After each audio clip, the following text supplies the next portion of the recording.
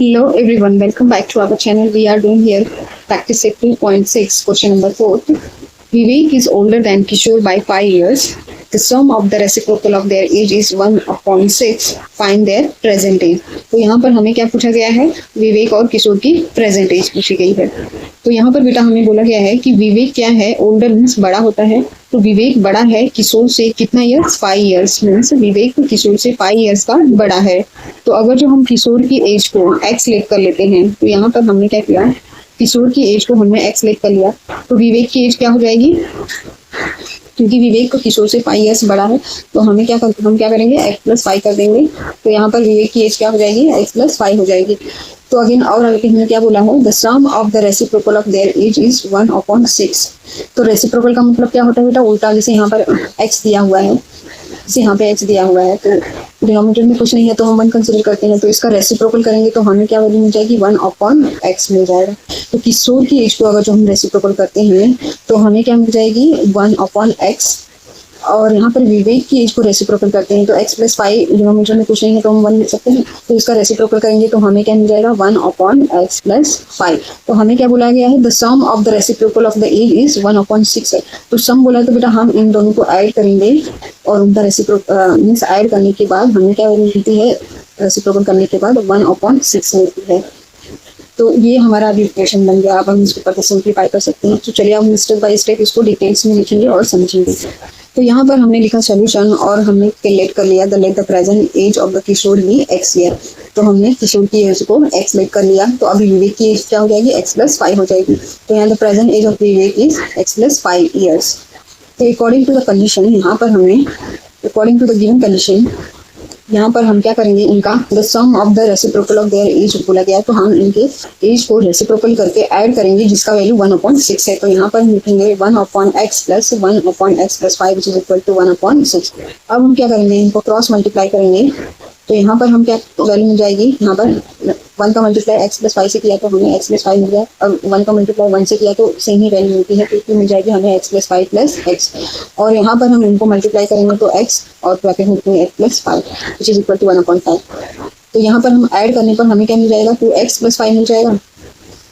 तो यहाँ पर लिखेंगे 2x+5 अपॉन में x का मल्टीप्लाई x से करेंगे तो हमें क्या मिलता है, x² मिल जाएगा। x का मल्टीप्लाई 5 से करेंगे तो हमें मिल जाएगा 5x which is equal to 1/6। Again हम इसका क्रॉस मल्टीप्लाई करेंगे तो यहाँ पर हमें लिखेंगे x² प्लस 5x का मल्टीप्लाई 1 से किया तो हमें सेम वैल्यू मिलती है, और यहाँ पर 6 का मल्टीप्लाई हम यहाँ पे करेंगे तो यहाँ पर हमें वैल्यू मिल जाएगी, जैसे हमने यहाँ पे 2x प्लस 5 किया तो इसका मल्टीप्लाई 6 2 12 होता है, तो 12x मिल जाएगा हमें, और 6 5 30 होता है, तो हमें ये वैल्यू मिल जाएगी क्रॉस मल्टीप्लाई करने पर। यहाँ पे क्या करेंगे, यहाँ प्लस 12x है, यहाँ पर हमने इसको लिखी तो हमें क्या मिल जाएगा, -12x मिल जाएगा, और प्लस 30 को यहाँ प्लस का क्या हो जाएगा, ये माइनस हो जाएगा, तो हमें वैल्यू मिल जाएगी x² प्लस 5x।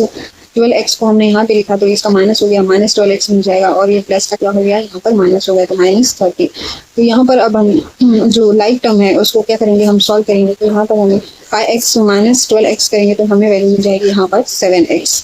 तो यहाँ पर वैल्यू मिल जाएगी बेटा हमें x² minus 7x minus 30 which is equal to 0।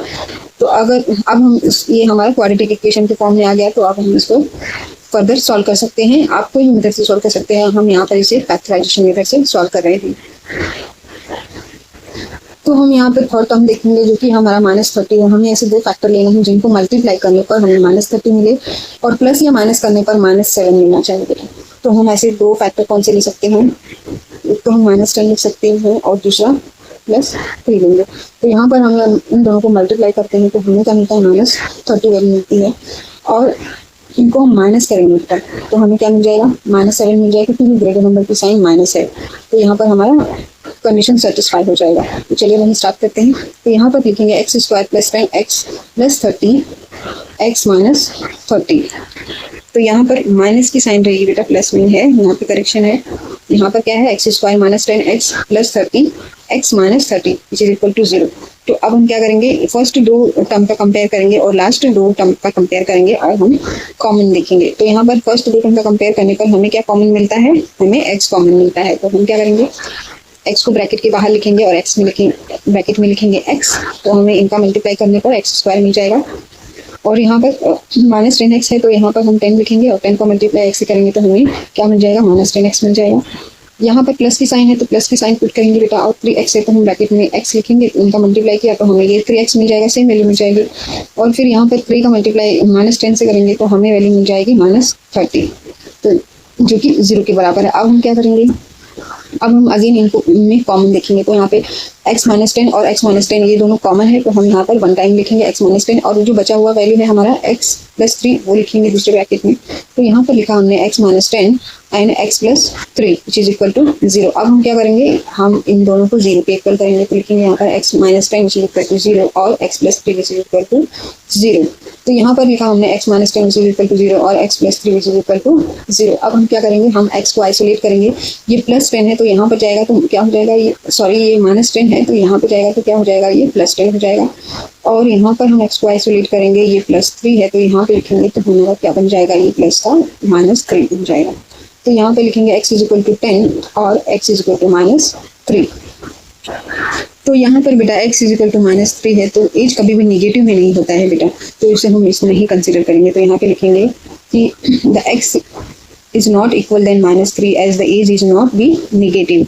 तो यहाँ पर हम only x is equal to 10 consider करेंगे। तो यहाँ पर क्या किशोर की एज हमें क्या मिली है, x लेट किया है तो हमें किशोर की एज क्या मिल जाएगी, 10 मिल जाएगी बेटा। तो यहाँ पर x इज इक्वल टू 10 है। तो अब हम क्या करेंगे, विवेक की एज भी हमें फाइंड आउट करनी है। तो विवेक की एज को क्या लिया था हमने, x + 5 लिखा था, तो x + 5 लिखेंगे और हमने x की वैल्यू क्या निकाली है, 10 निकाली है। तो यहाँ पर x की जगह पर हम 10 प्लेस करेंगे और उनको ऐड करेंगे तो यहाँ पर 15 ईयर्स मिल जाएगी। तो यहाँ पर हमें क्या मिल गया, किशोर की एज 10 मिल गई और विवेक की एज क्या मिल गई, हमें 15 मिल गई, जो कि 5 ईयर्स बड़ा है। तो यहाँ पर अब हम फाइनल आंसर लिखेंगे,